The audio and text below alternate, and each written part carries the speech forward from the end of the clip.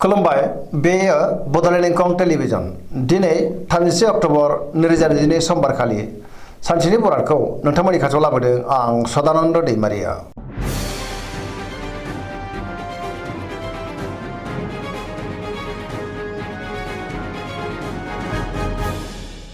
सिगां फरायनो लादों मेष राशि गिबि हांखो अ ल दिनैनि साना मोजां आरो गाज्रिनि गेजेरजों बाबेनलांगोन। गोसोखौ जोबोर आला खालाबो मोननो हागौ। मावनो लानाय खामानिखौ मावफुंनो हागोन। देहाया बारा मोजां थानाय नङा। जानाय लोंनायाव सांग्रां जानांगोन। बहानिफ्रायबा मोजां खौरांबो फैनो हागौ। रांखावरियाव मोजां अब्लाबो नाथाय खरसायाबो बांनो हागौ। बेफार फालांगियाव मोजां होनजायो। सोरबा लोगोनिफ्राय हेफाजाबबो मोननो हागौ। न'खराव बिसि फिसायनि गेजेराव अनलायनाय फैगोन। बिदा फंबायजों मोजां सोमोन्दो थागोन। गुबुननि गोसोखौ बोनो हागोन। गोसोनि बोलोआबो बांगोन। समाजाव मान मोनगोन। लाइमोनफ्रा मोजां खौरां मोननो हागौ। अब्लाबो नाथाय गोसोआ आला खाला जानोबो हागौ। फरायसाफ्रा दिनै फरायनायाव गोसो दुंखांगोन आरो मोजां फिथाइ मोननोबो हागोन। वृष राशि गिबि हांखो इ उ ब दिनैनि साना जोबोर मोजां। गोसोखौ दिनै जोबोर गोजोननाय मोनगोन। मोनफ्रोमबो बिथिङावनो जाफुंसारनो हागौ।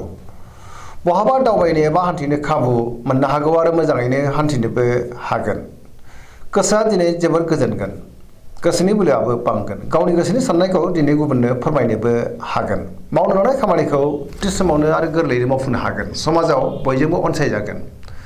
रांखावरियाव मोजां बेफार फालांगियावबो मोजां होनजायो। आयाबो बांनो हागौ। न'खराव दिनै बिसि फिसायनि गेजेराव अनलायनाय फैगोन।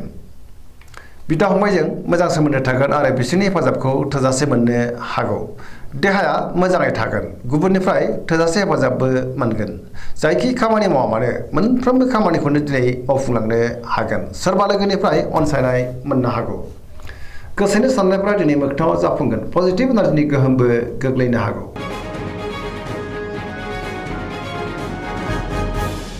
मिथुन राशि गिबि हांखो क स दिनैनि साना जोबोर मोजां। गोबां मोजां खाबु फैनोबो हागौ। पजिटिभ एनार्जिनि गोहोम गोग्लैगोन। गोसोखौ दिनै जोबोर गोजोननाय मोनगोन। गियाननि आंखाल जानाय नङा। गोथों आरो गोग्गो साननो रोंगोन। गुबुनजों मान होजागोन। देहाया दिनै मोजाङैनो थागोन। रांखावरियाव जोबोर मोजां। बेफार फालांगियावबो जोबोर मोजां मुलाम्फा मोननो हागोन। आयाबो बांनो हागौ। गोसोनि बोलोआ बांगोन। गावनि गोसोनि साननायखौ दिनै गुबुननो फोरमायनो हागोन आरो गोसोआ दिनै जोबोर गोजोनगोन। मावनो लानाय खामानिखौ थि समावनो आरो गोरलैयैनो मावफुंनोबो हागोन। सोरबा लोगोजों बाख्नायजानो हागौ। लाइमोनफोरनि गोसोआ दिनै जोबोर रमान्टिक जागोन आरो गावबा गावनि गोसोनि साननायखौ फोरमायलायनोबो हागोन। कर्कट राशि गिबि हांखो ड ह दिनैनि साना जोबोर मोजां। माबा मोनसे मोजां खौरां फैनोबो हागौ। गोसोआ दिनै जोबोर खुसि जागोन। सोरबा लोगोजों बाख्नायजानो हागौ। गोसोनि साननायफ्रा दिनै मोगथाङाव जाफुंनोबो हागौ। गोथों आरो गोग्गो साननो रोंगोन। गियाननि आंखाल जानाय नङा।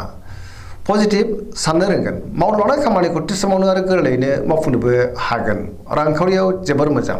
बेफार फालांगियावबो जोबोर मोजां। आयाबो बांनो हागौ। न'खराव बिदा फंबायजों मोजां सोमोन्दो थागोन आरो बिसोरनि हेफाजाबखौ मोननो हागौ। समाजाव लोगो लेवा बांगोन। देहाया मोजाङै थागोन। अब्लाबो नाथाय जानाय लोंनायाव सांग्रां जानांगोन। समाजाव बयजोंबो मान होजागोन। फरायसाफ्रा दिनै फरायनायाव गोसो दुंखांगोन आरो मोजां फिथाइ मोननोबो हागोन। पजिटिभ एनार्जिनि गोहोमबो गोग्लैनो हागौ।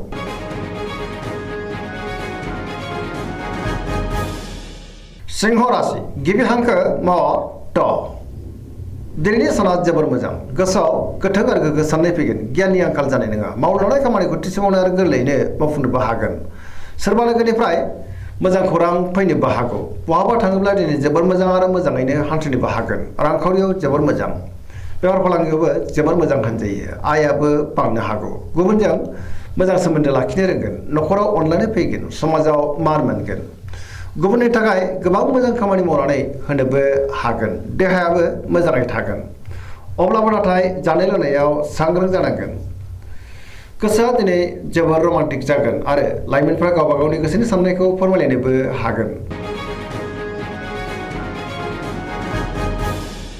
कन्या राशि गिबि हांखो प ट दिनैनि साना जोबोर मोजां गोग्गो आरो गाहाम थासारि फैनो हागौ गोथों आरो गोग्गो साननो रोंगोन गियाननि आंखाल जानाय नङा रांखावरियाव दिनै जोबोर मोजां अब्लाबो नाथाय खरसायाबो बांनो हागौ बेफार फालांगियावबो जोबोर मोजां मुलाम्फा मोननो हागोन सोरजोंबा बाख्नाय जानो हागौ नखराव दिनै अनलायनाय फैगोन बिदा फंबायनिफ्राय थोजासे हेफाजाब मोननो हागौ सोरजोंबा बाख्नाय जानोबो हागौ गोसोखौ दिनै जोबोर गोजोननाय मोनगोन पजिटिभ एनार्जिनि गोहोमबो गोग्लैगोन सेंग्रा सिख्लाफ्रा गावबा गावनि गोसोनि साननायखौ फोरमायलायनो हागोन आरो गोसोआ दिनै जोबोर खुसि जागोन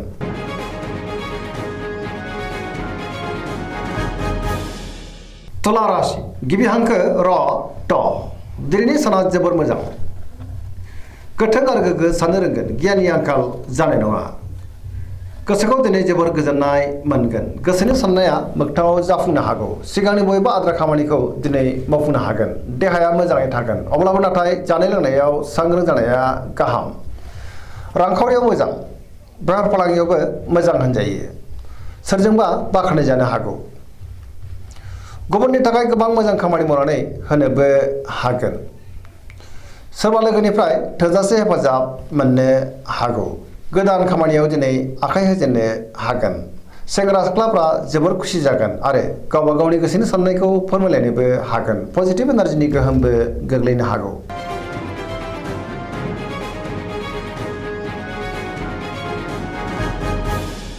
वृश्चिक राशि गिबि हांखो न स दिनैनि साना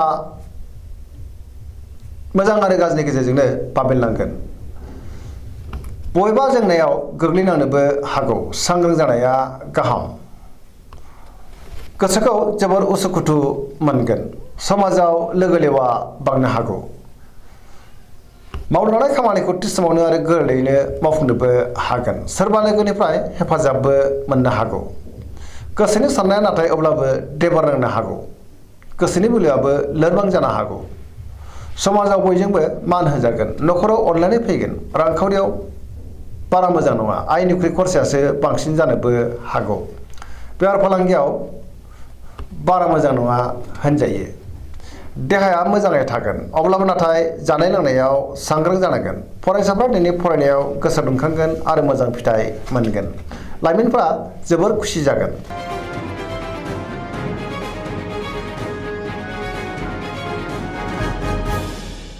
धनु राशि गिबि हांखो ध फ भ दिनैनि साना मोजां आरो गाज्रिनि गेजेरजों बाबेनलांगोन गोसोआव गोनो गोथो साननाय फैनो हागौ सोरबा लोगोजों एना एनिबो जानो हागौ मावनो लानाय खामानिखौ थि समावनो मावफुंनो गोब्राब जागोन गोसोनि साननायफ्रा देबार नांनो हागौ रांखावरियाव मोजां अब्लाबो नाथाय खरसायाबो बांगोन बेफार फालांगियाव मोजां होनजायो समाजाव सोरजोंबा रायखोमा जानोबो हागौ सांग्रां जानाया गाहाम बहाबा थाङोब्ला लामा सामायाव दिनै सांग्रां जानांगोन देहाया बारा मोजां थानाय नङा जानाय लोंनायाव सांग्रां जानांगोन नखराव बिदा फंबायजों एना एनिबो जानो हागौ गोसोनि साननाय आरो लुबैनायफ्रा गोरोबलायाबो जानो हागौ लाइमोनफ्रा जोबोर आला खाला जागोन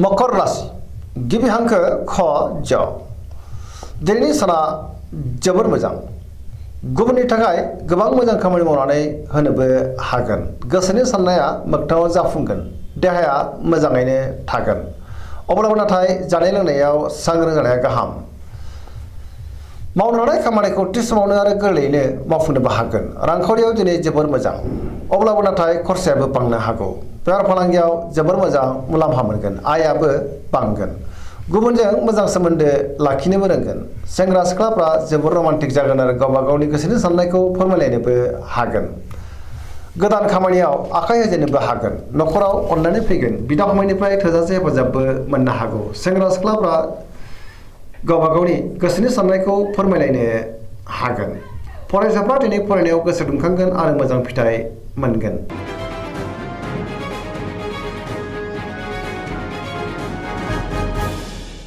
कुम्भ राशि गिबि हांखो ग स दिनैनि साना जोबोर मोजां गोबां मोजां खाबु फैनोबो हागौ गोसोखौ दिनै जोबोर गोजोननाय मोनगोन सोरबा लोगोनिफ्राय मोजां खौरांबो मोननो हागौ मावनो लानाय खामानिखौ थि समावनो आरो गोरलैयैनो मावफुंनोबो हागोन।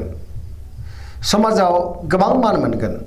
गोबां मुंदांखा सुबुंजों दिनै लोगो मोनज्लायनोबो हागौ। सोरजोंबा बाख्नाय जानोबो हागौ। रांखावरियाव जोबोर मोजां। बेफार फालांगियावबो जोबोर मोजां होनजायो। आयाबो बांगोन। देहाया मोजाङै थागोन। न'खराव बिदा फंबायनि हेफाजाबखौ थोजासे मोनगोन। गुबुननिफ्रायबो हेफाजाब मोननो हागौ। बिमा बिफानि अननाय आदरफोरखौबो दिनै मोननो हागौ। बहाबा थाङोब्ला दिनै जोबोर मोजां आरो मोजाङैनो हान्थिनोबो हागोन। पजिटिभ एनार्जिनि गोहोमबो गोग्लैनो हागौ।